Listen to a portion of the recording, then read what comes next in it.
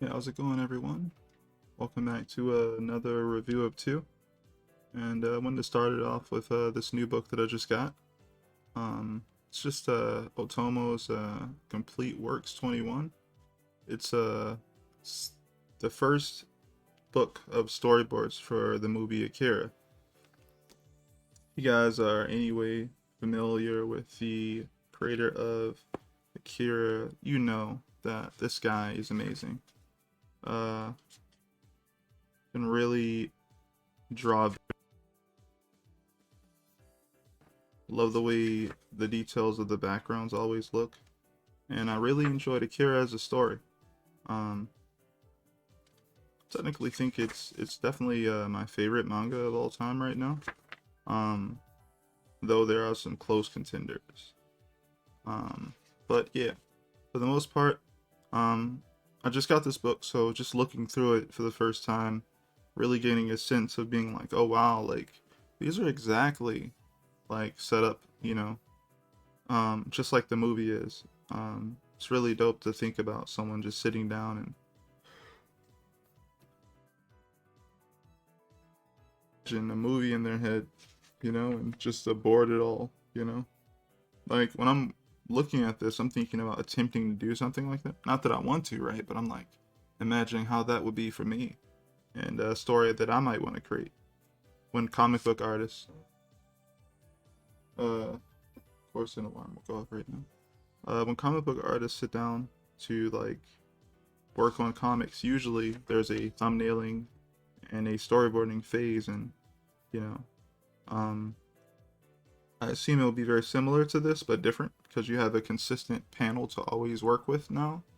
Um, and this is essentially the screen that everyone is seeing. Um, so you have to make sure that everything is purposeful and interesting within that frame itself. So similar but very different. Also, you're going to be building off of every scene and how transitions work within that scene until you get to the next scene. So like I assume, right, scene one, this is gonna start off like this in this location. And we're gonna meet certain characters, we're gonna get a sense of the scenario that's going on, kind of getting introduced to these people's everyday life or whatever that is. And then you're gonna go forward from there. And then each scene is just gonna be a segue from. Yeah, I guess, I think it's possible, but I think it's also quite difficult. I feel like a lot of people don't do that. They don't sit down and go, I'm going to make a movie. They may think of a short, you know, they may think of a short story or something like that, 30-minute movie or something. This guy sat down and said, nah, I'm going to try and make a whole, 2-hour film or something like that. And, you also got to do this thing where you edit out things that you feel like are not important. Hmm. But yeah, other than that, I'm really enjoying looking through this book and seeing like the things that are there and what are not there at the same time, right? So, on the previous page we're looking at right here, he has established where they are and what that looks like and everything, right? And then as the characters are going through that location or that setting, that location, that backdrop is less important to convey to the person, I guess, looking at these boards and trying to use them, because now we're focused on the character and the stuff that's being moved by them coming through that space, right? So he doesn't ever have to redraw that background anymore. Now we're focused on the character acting. Oh, I don't know if you can see that. Yeah, you can. You know, and I notice little things like that. Comic book stuff do that all around. Um, I think it's just good to learn these little things. Once you understand anatomy and proportion, scale, all these other things, start realizing, oh, like, I don't need to draw everything, or it's more about being purposeful. Knowing when to use something other than just using it all the time.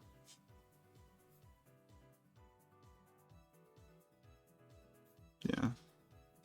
You establish something, this panel here, and then, well, let me move the book up a little bit. And then the panel below, you don't have to anymore. It's already established that that's what, you know, that's what's in that background behind that place right there. It's pretty cool. It's very purposeful.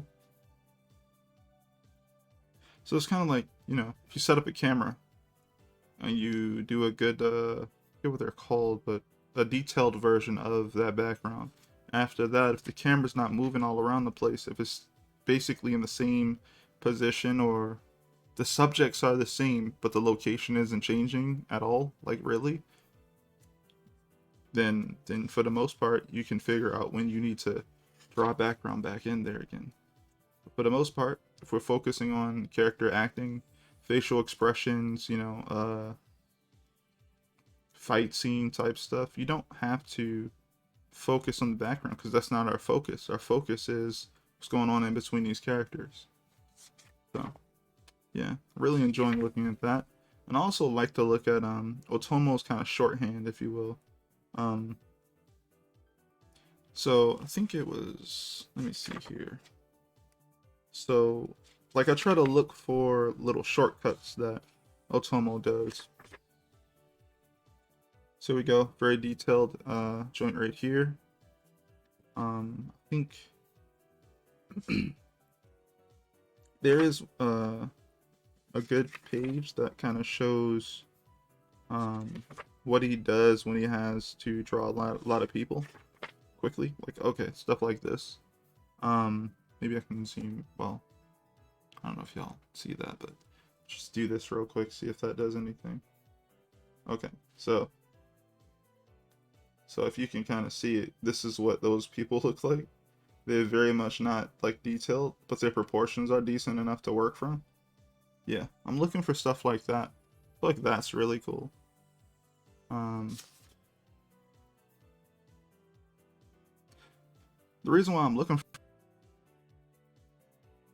the process, you know, sometimes you don't have time to detail everything, and also sometimes it's not that important. If you know people are wearing generic outfits, what really is important is getting the general shapes and the proportions of how that stuff works mostly right, and then boom, you just need to hurry up and get to the parts that really matter.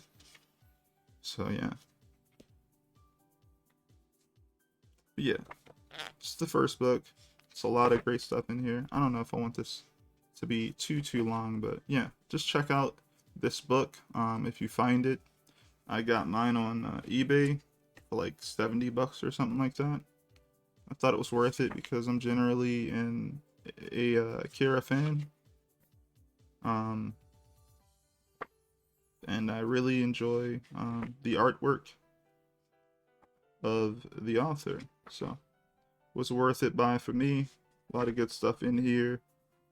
And I'll be definitely picking it up to try and learn from and enjoy. You know, it's also great to just enjoy. So yeah, if you ever have any books that you'd like to grab, if you could, grab them when you can. K is underrated. Probably the best character, well, one of the best characters in the Akira manga. Definitely does more in the manga than, oh, hold up. Got a little bookmark in here? Oh, dope. Yeah, I really haven't looked through this book. I really have only been through the first part, like the first couple pages. Wow, I didn't know that. That's dope. Awesome. But yeah, what was I saying?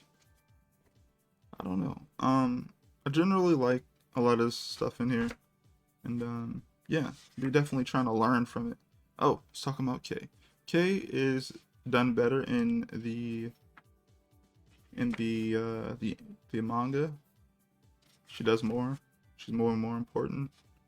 She's more fleshed out, and yeah, I know a lot of people have seen this anime, and a lot of people base all their opinions off of just the anime. The manga is a lot better. It's a lot more fleshed out, a lot more characters, a lot more action, a lot more screen time for everything. And that doesn't take anything away from the anime, because the anime is an adaptation of what, the first volume, like mainly, like the first two volumes. Own thing at the ending kind of teases what the ending could be for the manga, but he was only up to like volume 2 anyway, so like there's 4 more volumes to go through in the manga, and each one of these books are 400 500 pages, so it's pretty crazy.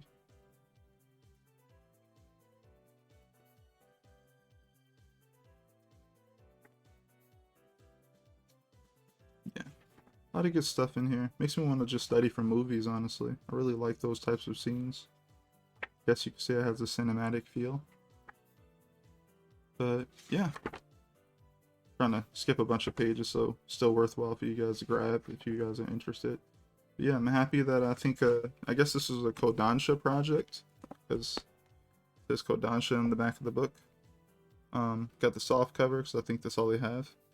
But I think this was a Kodansha project to kind of take a lot of Otomo's work and kind of bring them back, like a newer format type thing. I'm happy they did that. Really, really appreciate it. Alright everyone, this is just book 1.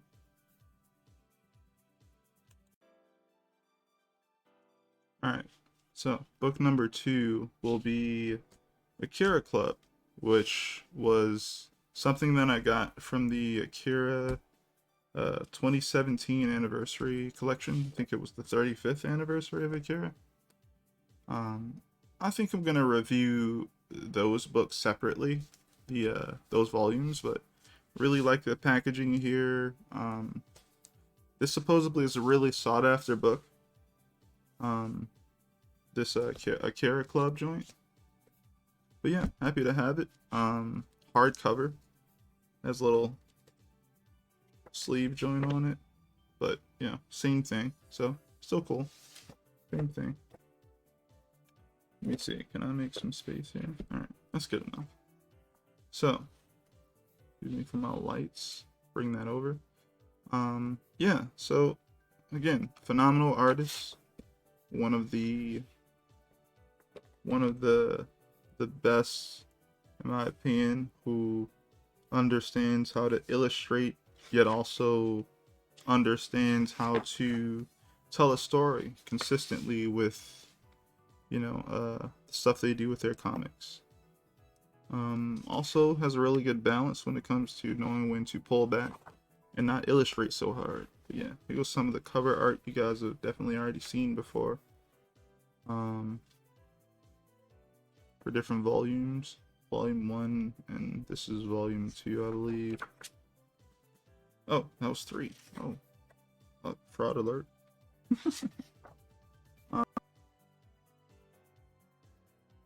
Volume 3, and then you have Volume 4's cover. Sorry for the glare. Volume 4's cover here. I'm gonna just be on this page here, on this side. But yeah, in this book, there's a lot of process shots. There's actually translated thoughts and stuff like that in here. It's really good.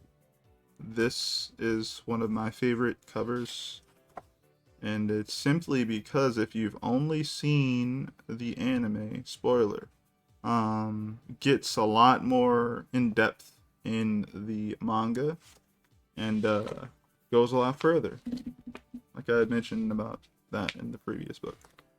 Well, with the previous book. But yeah, like these underdrawing stuff, we got stuff, you know, notes that he says right there, and you know, you can read what he was thinking about. Also like that he takes markers and kind of does a mock-up of what he might go for. Did like 2 versions of it, one with orange and one with green. Then he ended up going with the green color joint, which I prefer. I think it looks great. But yeah, then you got volume 5 cover. But yeah, they don't just have the cover stuff in here. They have poster illustrations and everything. It's a really good art book. The paper, as you can tell, is quite glossy. Let me see if I can switch that in real time a little bit. All right, cool. And yeah, that's not so bad. So, but yeah, this is one of my favorites right here. Again, another joint done with marker and whatnot like that, but it's really cool. It's just straight up thin line work, coming up with a concept and then executing on it. Bunch of thumbnails and everything. But yeah, I love that you can essentially see his mind on the paper and see what he's going for, why he's going for it sometimes. It's really cool.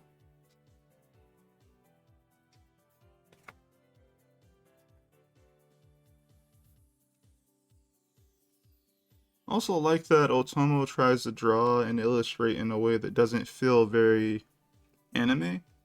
I guess it's not necessarily like realism, but like he feels like someone who's learned how to classically paint. He's putting those skills to use. He's not trying to hide behind this whole anime aesthetic that has gotten popular, or making really cute girls, though nothing's wrong with making really cute girls or anything, you know. But he's like, nah, my style is rough. I have like a more realistically rendered world, but my characters are a little bit more cartoony. Though they're cartoony, they're not rendered to a crazy. Well, no, that's not what I was saying. Though they're cartoony, they don't look like anime cartoony. They look more proportionally sound. If you wanted to, you could like draw again closer. I don't know what's going on with Tetsuo's forehead, man, but I'm cool with that, man. Dude had a really big forehead. He had a lot on his mind.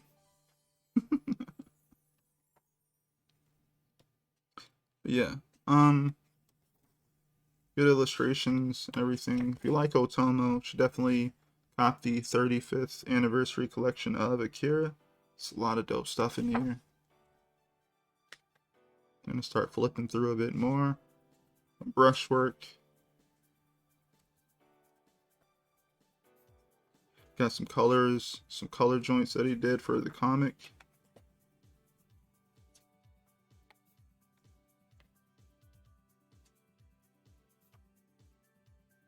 Really good imagery in here. If you are an artist or anything, it's definitely pretty inspiring if you are into this style at all. It's also decent with scale, I would say.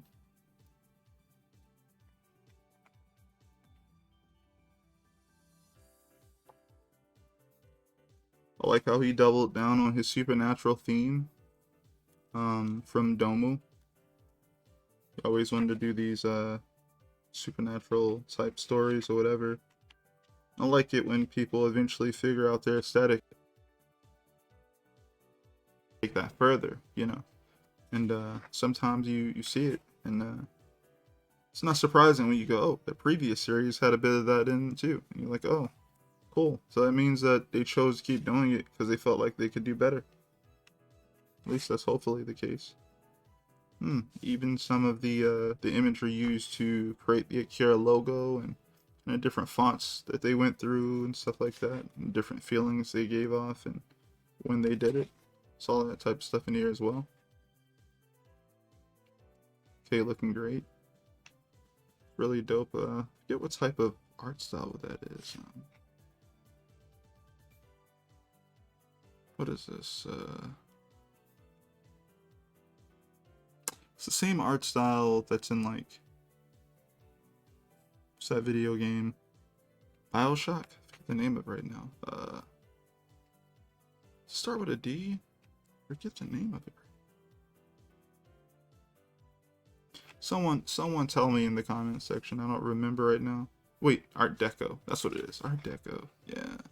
I always like the way Art Deco looks, actually. It has these really cool shapes that kind of come together in these really dope ways. Should study some Art Deco. Here we go.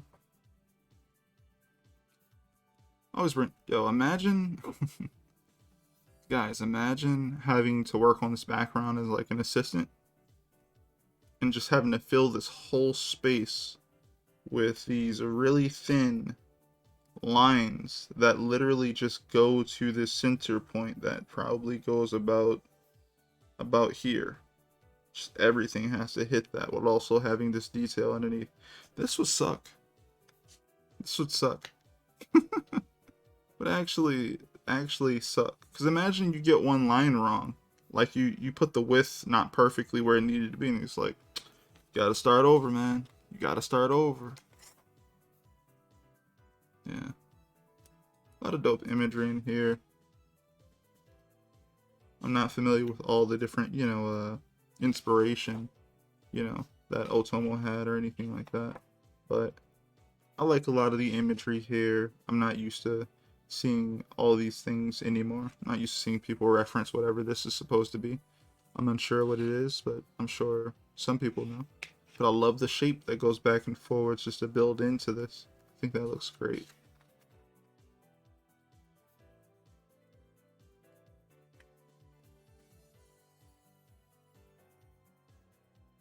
Does it again here.